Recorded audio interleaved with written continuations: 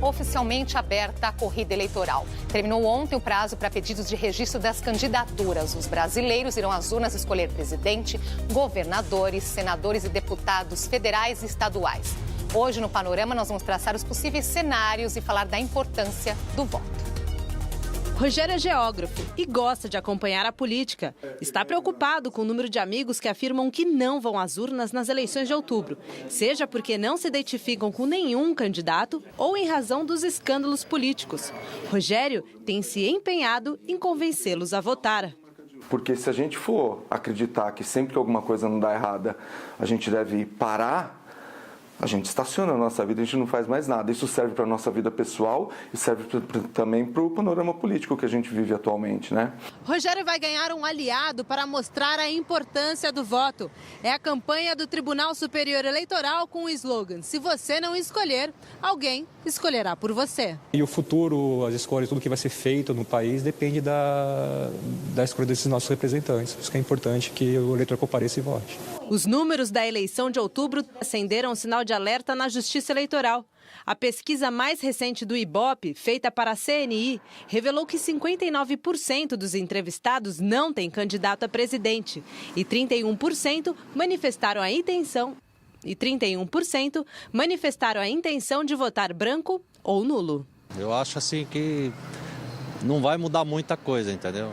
É tanta ladruagem, é tanta falcatrua que a gente acaba nem acreditando em mais ninguém. Se eu souber de alguém aí que seja honesto, que eu acho um pouco difícil, talvez eu vote. E hoje nós recebemos Denilde Roshacker, professor de Ciência Política da Escola Superior de Propaganda e Marketing, e Alberto Rolo, professor de Direito Eleitoral da Universidade Mackenzie. E você também pode participar dessa nossa conversa com as suas perguntas e comentários. Pode ser pelo Facebook e ainda pelo Twitter com a hashtag Panorama TV Cultura. Obrigada por estarem aqui hoje com a gente. Obrigada pelo convite. Tentar entender aí esse cenário, não é? Vamos começar então por essa pesquisa aí do Ibope mostrando que 59% dos entrevistados não tem candidato ainda a presidente, 31% manifestaram a intenção de votar branco ou nulo. Quer dizer, tem muita margem aí para mudar ainda. O que explica aí esse resultado assim, professora? Olha, explica que a gente tem acompanhado um desgaste da política, uma crise do sistema político e um desgosto do eleitor, né? O que as entrevistas mostraram. Elas estão assim, estão preocupadas, entendem que é importante a política, mas também o que está sendo oferecido em termos de candidaturas, e todos os casos de corrupção que foram revelados nos últimos anos fizeram um desgaste e isso tem uma crise na representatividade. Isso não é um fenômeno que a gente está vendo só agora. Em 2016 a gente já percebeu que isso estava muito forte no eleitor, mas tem implicações, porque como a campanha do TSE diz, quem não vota está deixando para que outro escolha. Então, de alguma forma... Se não escolhe, alguém escolhe por você. Alguém escolhe por você. Então, esse vai ser um ponto que vai ser levantado. Mas, realmente, a gente tem percebido que esse desgaste tem levado as pessoas a questionarem, assim, realmente o que é o sistema político, quais são as candidaturas. E, por outro lado, tem movimentos também que estão surgindo de ativismo, de pessoas que falam assim, vamos renovar a política, vamos pensar em novos modelos. Então, a gente tem um pouco do desgaste, mas também um olhar de que, olha, as pessoas também vão começar a se mobilizar. E na questão eleitoral, eu acho que é importante a gente lembrar, o eleitor demora para se decidir no Brasil. Então, só as pessoas começam a se mobilizar para a campanha, a pensar no que vai escolher, quais são os temas, quando realmente começa a campanha eleitoral. Então, a partir desse mês é que a gente vai ter aí um maior envolvimento e pode ser que esses números até caiam à medida que começar o debate político propriamente dito. Sim. Doutor Alberto, esse número aí, 31% com a intenção de branco ou nulo, é um número bastante alto. Acho que vale a pena também explicar o significado disso, né, de cada um desses votos. Andres, a pesquisa é importante e é preocupante. Eu acho que também tem um lado triste, né? Mostra realmente esse desinteresse que a professora Denilde falou. É uma decepção. Acho que o eleitor está decepcionado com tudo o que está acontecendo, mas o eleitor tem que lembrar que a forma de sair dessa situação é exercendo o direito do voto, é votando, é escolhendo. dizendo. Se nesse universo, nesse leque, eu não tenho excelentes candidatos, deve ter seguramente um que seja o menos pior. E a gente fala do voto útil. Alguém tem que escolher e não a gente deixar os outros escolherem por nós, né? Senão a gente não vai sair, não tem outra maneira de sair. Então, ao contrário, ao invés de dizer não vou votar porque não vai mudar nada, é o contrário. Vou votar porque eu quero mudar, precisa mudar, para mim e para as futuras gerações. Agora, se você toca no ponto dos votos brancos e nulos, acho que é importante a gente lembrar que sempre nesse momento, a gente vai precisar falar disso mais para frente da eleição, mais próximo, mas sempre a gente ouve falar de correntes, de notícias que falam, né, que se o eleitor votar em branco ou votar em nulo, acaba provocando uma nova eleição. Isso não é verdade. Tanto por cento de voto nulo, nula eleição, não existe isso. É sempre fake news. Por quê? Porque está escrito na Constituição, e aí o telespectador não é obrigado a conhecer a Constituição, mas aí a gente lembra que está escrito na Constituição que a eleição é decidida com base no número de votos válidos. É o que está na Constituição. Quem fizer a maioria dos votos válidos é eleito. Então, se for para dar um exemplo simples, a gente tem 100 votos no total. E 51, por exemplo, que seria a maioria, são votos brancos e nulos. A gente joga esses votos 51 fora, no lixo, e a eleição vai ser decidida pelos 49 que sobraram. Então, só esse tanto que vai contabilizar. Só esses 49 que são contados, e quem fizer a maioria dos 49 vai ser eleito. Então, vai fazer menos que os 51. Então, isso é besteira e a gente vai precisar repetir isso outras vezes até a eleição, Andressa. Acho que esse é um ponto importante mesmo, colocar que o eleitor, o não voto significa que alguém vai votar e aí o candidato pode ser a escolha desse pequeno número. Acho que o eleitor perceber que a não participação ela tem custos muito altos, porque alguém vai ser eleito no final. Sabe outro ponto que eu queria chamar a atenção? É que essa eleição também é uma eleição em que tem uma nova regra, o financiamento é público. Então, assim, se os candidatos não me agradam, eu tenho que ir lá questioná-los, porque nós estamos financiando, enquanto cidadão, financiando todas as campanhas. Então, acho que a gente esquece um pouco. Público significa sai também do seu bolso, sai não também é, do meu bolso. Então, acho que é importante também falar assim, não participar significa assim, olha, mas ele está usando recurso público. E esse recurso tem que ser, de alguma forma, tem que ter alguma transparência e questionamento. E a professora lembrou um ponto importante também, Andressa, que o eleitor, né, aí está dentro do estudo da ciência política, né, o eleitor brasileiro acaba deixando mais para o final, para a última hora. E sabe uma diferença importante entre o calendário eleitoral de 2014 para 2018? Reduziu pela metade, Andressa. Metade, a gente tinha 90 dias de campanha, então tinha 90 dias para o eleitor escolher. Agora são 45. Hoje é o primeiro dia, mas são só 45. De lá para cá, só pela metade, quer dizer, então tem menos tempo ainda para o eleitor decidir ou se ser exposto à propaganda eleitoral. Menos tempo ainda, é cenário muito indefinido também, não é, professora? Também. Ainda mais temos ingrediente a mais esse ano por conta aí do pedido de registro de candidatura de Lula. O que esperar até lá? Muita coisa pode mudar, não é? Muita coisa. Primeiro porque o eleitor é muito volátil, né? Ele demora muito para se decidir, então não é campanha mais rápida, a gente ainda não sabe qual vai ser esse efeito.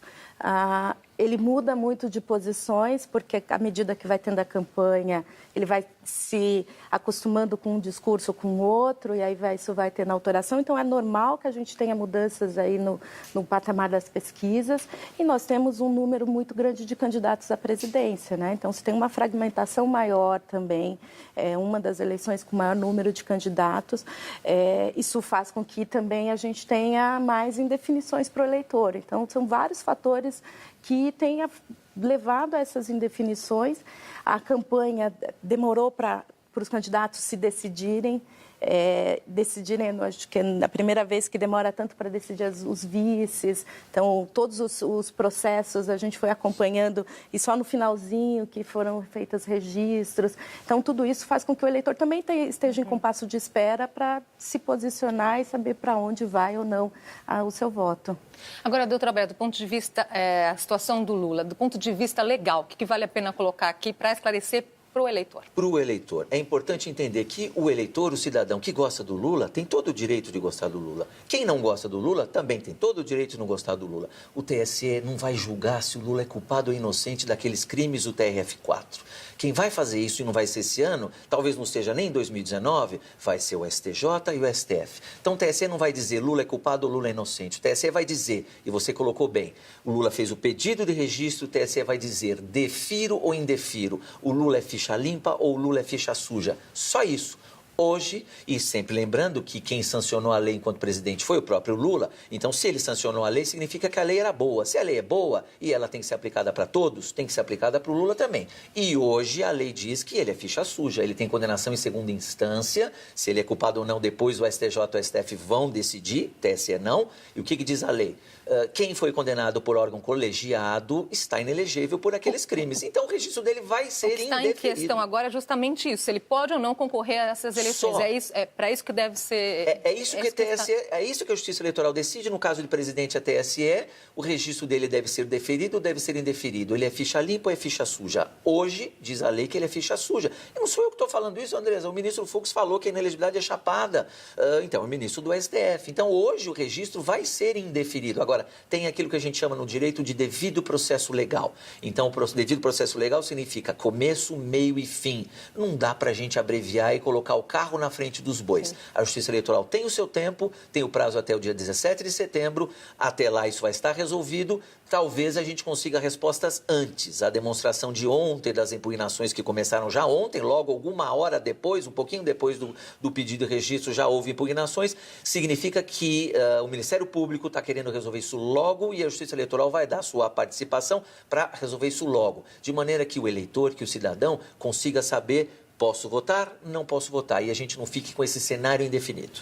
Exatamente. Isto posto, professora, do ponto de vista legal, é o que dizem as nossas leis. Como é que a senhora vê essa estratégia, então, do PT em manter Lula como candidato? Olha, é uma estratégia arriscada para o partido, porque o eleitor, ele, como é pouco tempo de campanha, não apresentar o candidato que é o vice atual, o Haddad, como candidato a presidente, a gente não sabe qual vai ser o efeito de transferência de voto. Então, hoje o PT e o ex-presidente Lula tem é o primeiro nas pesquisas, tem uma posição bastante confortável nas pesquisas de opinião de voto, mas a pergunta é, será que ele vai conseguir transferir voto para um outro candidato do partido? Essa é a primeira pergunta, que ainda não se tem uma resposta clara. A segunda é, nos outros casos, na eleição de 2010, na eleição de 2014, ele conseguiu transferir votos, mas ele era o cabo eleitoral, ele estava participando do processo. Agora ele vai estar preso, então ele não vai participar. Então isso também dificulta a transferência de voto desses 30%, mais ou menos, de pessoas que têm intenção de votar nele, que vai votar no Haddad.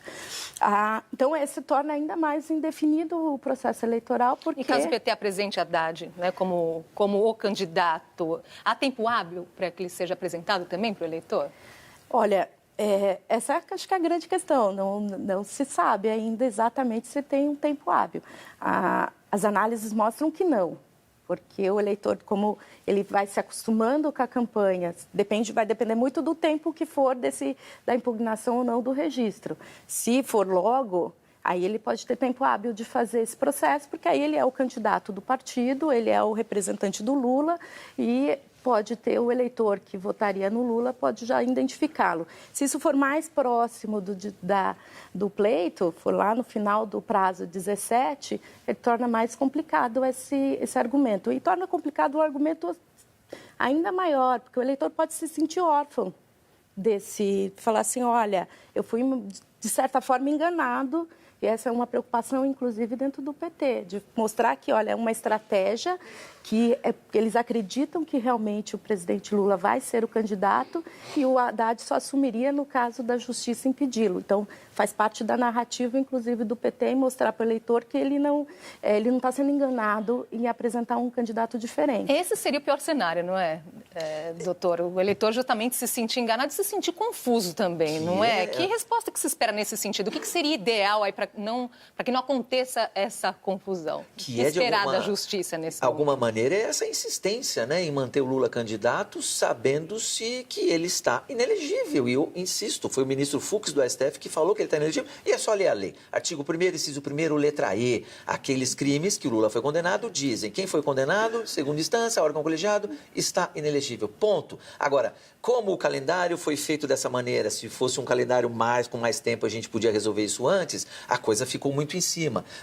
Então, as expectativas são maiores e eu tenho certeza que o eleitor, não é que eu não diria que o eleitor vai ser enganado, porque quem gosta dele vai dizer sempre que ele foi vítima, né, da justiça eleitoral, agora foi a justiça eleitoral que impediu ele de ser candidato, tem lá a corrente que fala eleição sem Lula é fraude. Agora, vamos lembrar que o documento que foi juntado no pedido de registro ontem é um documento, diz a lei, que é o documento do domicílio eleitoral. Mas a gente sabe que o domicílio eleitoral dele é São Bernardo, ele não foi condenado em São Bernardo, ele foi condenado em Curitiba e depois, na segunda instância, em Porto Alegre. Agora, o mundo sabe, a lei eleitoral também diz que a justiça eleitoral pode conhecer fatos notórios, né? Sabidamente notórios, e o mundo assistiu o julgamento do Lula no TF4. Então, todo mundo sabe que ele foi condenado. Então, será que isso não é enganar o eleitor quando eu junto um documento que aparece nada consta? É um documento verdadeiro, não estou dizendo que é falso.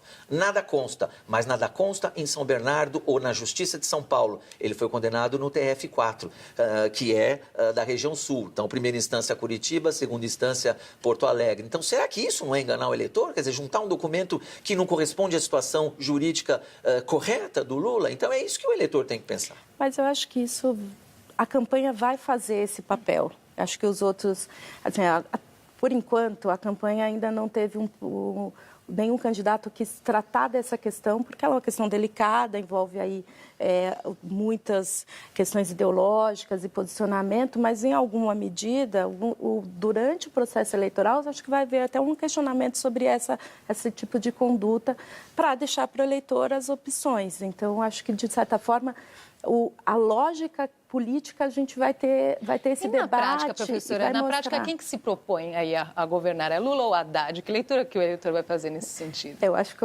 o eleitor...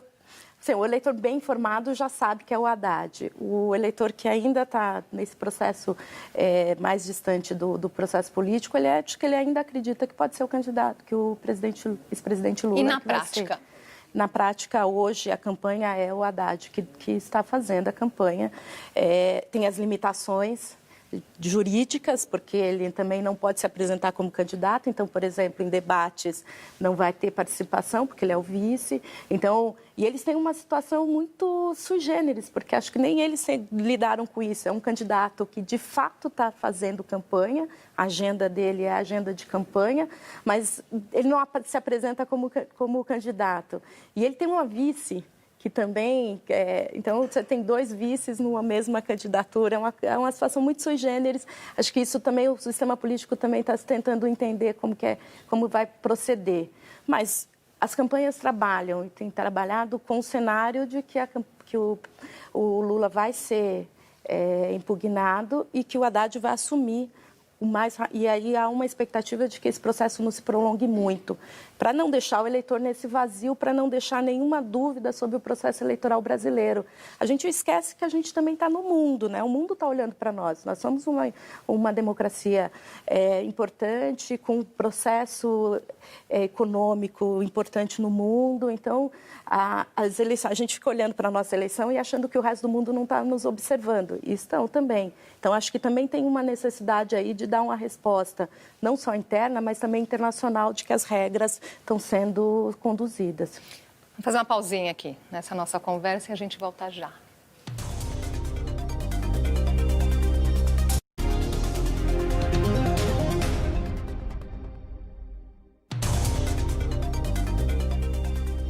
Estamos de volta com o Panorama. Hoje falamos sobre os possíveis cenários para a corrida eleitoral deste ano. Com a gente, a professora de Ciência Política, Denilze Rose Hacker, e o professor de Direito Eleitoral, Alberto Rolo.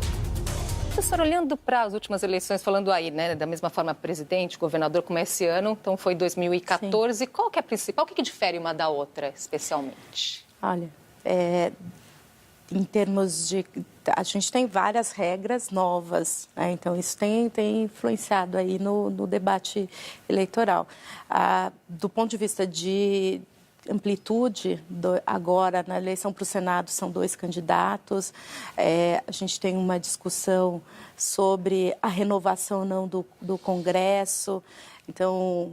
pós-Lava Jato, qual que vai ser o efeito da renovação e quanto realmente a gente vai ter de renovação para a Câmara dos Deputados. Então, tem muita coisa nova.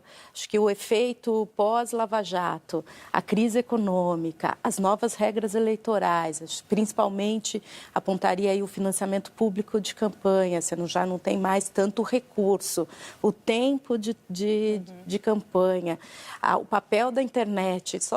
Se a gente for ficar aqui, a gente vai ter vários pontos que são muito diferentes, em contexto muito diferente em termos eleitorais. Qual que é aquele que mais atinge, de fato, o Eu destaco eleitor? 2 pontos, e a professora lembrou. O primeiro, o tempo de televisão, que a gente já mencionou aqui no programa.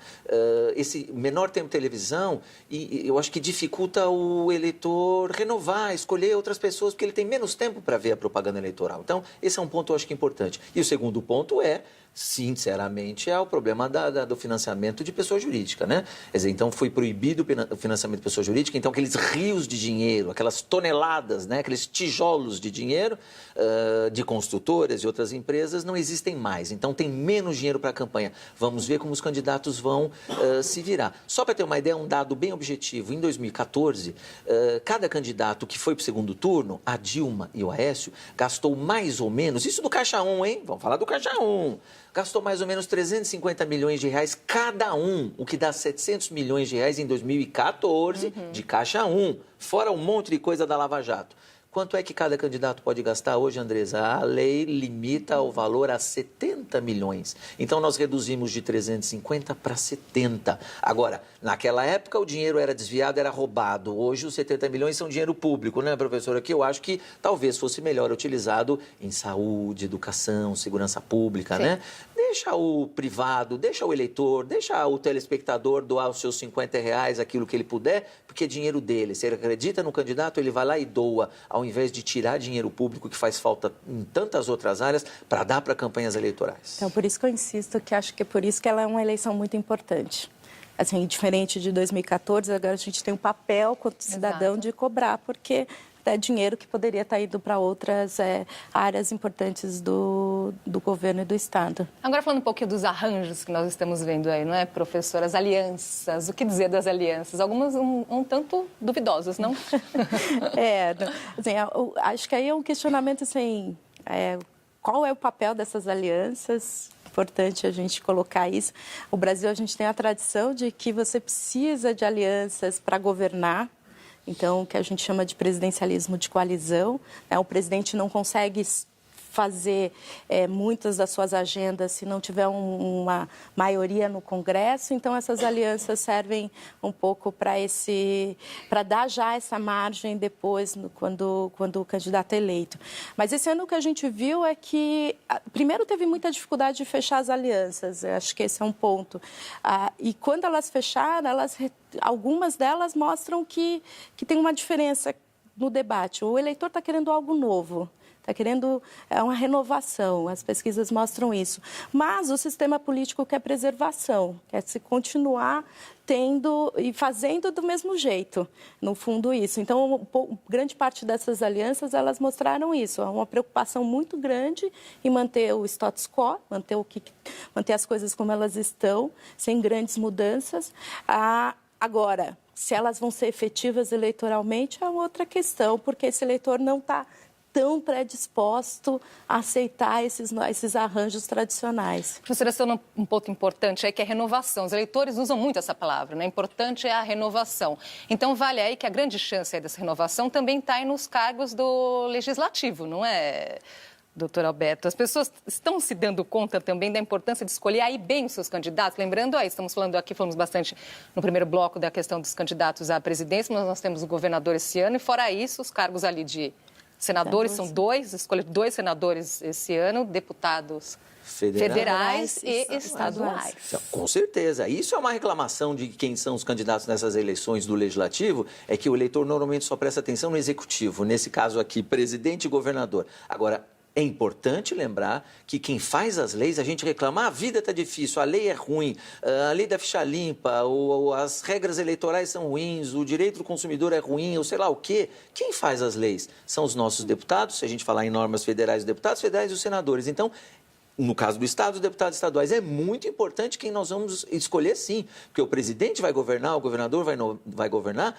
mas com base nas normas que são feitas por esses legisladores. Então, é importante escolher bons legisladores, legisladores comprometidos com o futuro do Brasil, com o progresso do Brasil, com plataformas, né, de alterações e de mudanças importantes. Por exemplo, eu ouvi um dos candidatos falar e esse é o assunto do nosso programa hoje, numa reforma política de verdade, né, professora?